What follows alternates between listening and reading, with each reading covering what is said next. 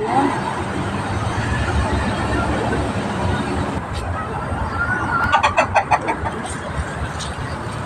ang mga alaga namin. Manok, manok, Kinda Marjut. Yan. Alhamdulillah, kahit dalawa lang kami nakakaraos pa rin.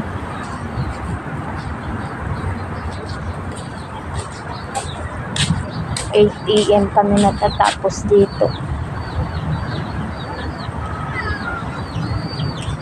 Ay, nanganak na naman bago. Nagtago yan. Hindi na namin yan panganakin eh.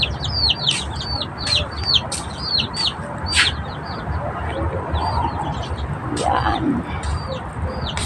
Maluwag yan eh. Dalawa lang kasi kami nagbakasyon ng dalawa.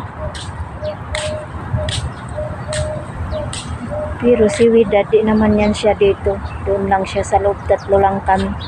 Pag dito si Bip, yan, ako yan ang nagdaan.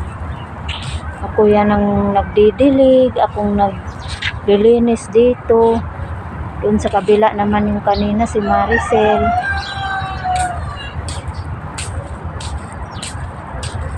Yan. Oh. Luwag ng hasyenda nila. Puro mga kahoy. Laki ng sampalok ko, pero di yan namumunga. Namumunga pala, pero maliit.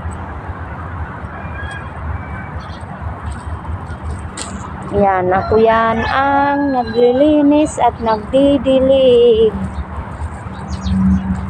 Yan ang trabaho ko tuwing umaga. Hanggang 8 AM kami dito. Walay na. Bye-bye. Thank you for watching.